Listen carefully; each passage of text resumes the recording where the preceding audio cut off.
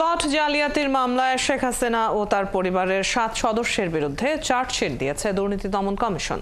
এর মধ্য দিয়ে প্রথমবারের মতো দুর্নীতির মামলায় বিচারের মুখোমুখি হচ্ছেন হাসিনা পরিবারের সদস্যরা। 6টি মামলায় আসামি করা হয়েছে শেখ হাসিনা, শেখ রেহানা ও তাদের সন্তান সহ 23 জনকে। দুদক মহাপরিচালক বলছেন, আইনের সব বিধান মেনেই তদন্ত শেষে চার্জশিট দেওয়া হয়েছে। এবার তাদের বিরুদ্ধে গ্রেফতারি পরোয়ানা জারি সহ অন্যান্য পদক্ষেপ নেওয়া হবে। জেমসন মাহবুবের প্রতিবেদন। দেশের রাজনৈতিক পট পরিবর্তনের পর হাসিনা পরিবারের সদস্যদের বিরুদ্ধে নানা অনিয়ম ও দুর্নীতির তথ্য আসে দুদকে। অভিযোগ ওঠে ক্ষমতার অপব্যবহার, রাজধানীতে প্লট থাকার তথ্য গোপন রেখে পূর্বাচল প্রকল্পে 10 কাঠার 6টি প্লট নেন হাসিনা পরিবার। অনুসন্ধান শেষে হাসিনা, রেহানা, সজীব ওয়াজেদ জয়, সাইমা ওয়াজেদ পুতুল, রাদওয়ান মুজিব সিদ্দিকী, আজমিনা সিদ্দিকী ও টিউলিপ সিদ্দিকীর বিরুদ্ধে 6টি মামলা করে দুদক।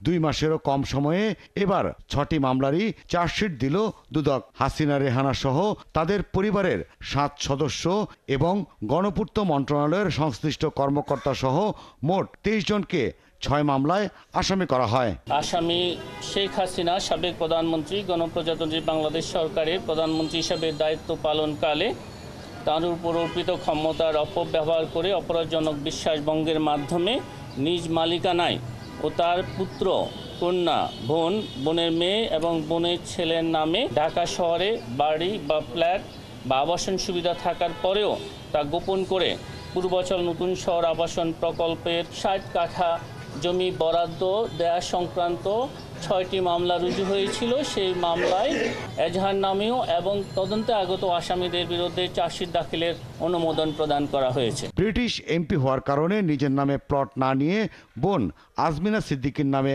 প্লটের বরাদ্দ নেন টিউলিপ সিদ্দিকী। এক্ষেত্রে ভুয়া কাগজপত্রের আশ্রয় নিয়ে বোন আজমিনাকে প্লট পাইয়ে দিতে সহায়তা করেন টিউলিপ। এ কারণে তাকে মামলার আসামি করা হয়েছে।